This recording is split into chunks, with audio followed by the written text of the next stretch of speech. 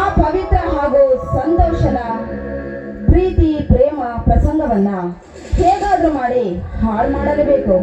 ಇದರ ಬಗ್ಗೆ ಏನಾದ್ರೂ ಆಲೋಚನೆ ಮಾಡಿದ್ದೀರಾ ನೀವು?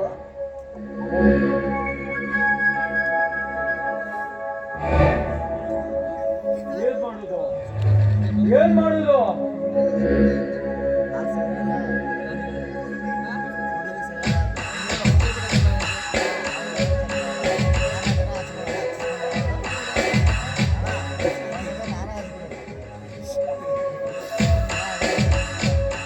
ಅಂದ ಹಾಗೆ ನನಗೆ ಸ್ವಲ್ಪ ಬೇರೆ ಏನೋ ಒಂದು ವ್ಯವಹಾರ ಇದೆ. ಅದರ ಬಗ್ಗೆ ಏನ್ ಮಾಡೋದು ಅಂತ ಆಲೋಚನೆಯನ್ನ ಮಾಡಿ ನಾಳೆ ನೀವು ಈ ಕೆಲಸವನ್ನ ಮಾಡಿ ಮುಗಿಸಲೇಬೇಕು. ಏನಂತೀರಾ? ನಾನು ಹೋಗಿ ಬರ್ತೇನೆ.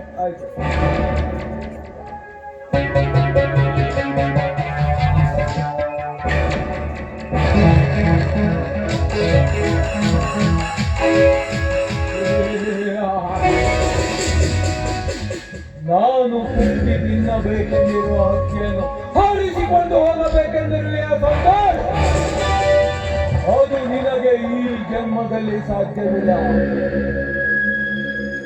ಪವಿತ್ರ, ಒಂದು ನೀನು ನನ್ನ ತಲೆಗೆ ಹೊಡೆದು ದೊಣ್ಣೆಯಿಂದ ಹೊಡೆದು ತಪ್ಪಿಸಿಕೊಂಡೆಯಲ್ಲ, ಇದಕ್ಕೆ ಪ್ರತೀಕಾರವಾಗಿ ನಿಮ್ಮ ಪ್ರೀತಿಯ ವಿಷಯವನ್ನು ನಿನ್ನಣ್ಣ ಭಗವಾನ್ಗೆ ಹೇಳಿ ನಿಮ್ಮ ಪ್ರೀತಿಯ ಸಮುದ್ರ ಸಾಗರಕ್ಕೆ ನಾನು ಕಟ್ಟುವೆ ಒಂದು ಅಣೆಕಟ್ಟು.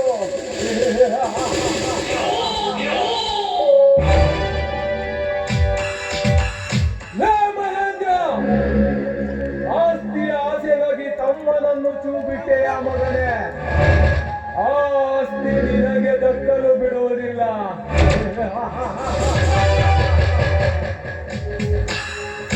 ಏಕೆಂದರೆ ಆಸ್ತಿ ಆಸೆಗಾಗಿಯೇ ನಾನು ಆ ಸಿಟಿಯಿಂದ ಈ ಹಳ್ಳಿಗೆ ಬಂದು ಆ ಭಗವಾನ್ನ ಮನೆಯಲ್ಲಿ ಹಾಳಾಗಿ ಸೇರಿಕೊಂಡೆ.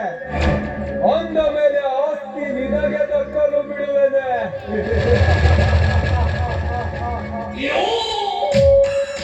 ಅದ್ಯಾರು ಏನೇ ಅಂದರು, ಈ ಆಸ್ತಿ ನನಗೆ ಸೇರಲೇಬೇಕು. ಈ ಊರಿನ ಅಧಿಪತಿ ನಾನಾಗಲೇಬೇಕು. ಇದಕ್ಕೆ ಯಾರಾದರೂ ಅಡ್ಡ ಬಂದರೆ ಅವರನ್ನು ಅಡ್ಡಡ್ಡವಾಗಿ ಮುರಿದು ಅವರ ಹೆಣದ ರಾಶಿಯ ಮೇಲೆ ರಾಜ್ಯಭಾರ ಮಾಡದೆ ಬಿಡಲಾರೆ.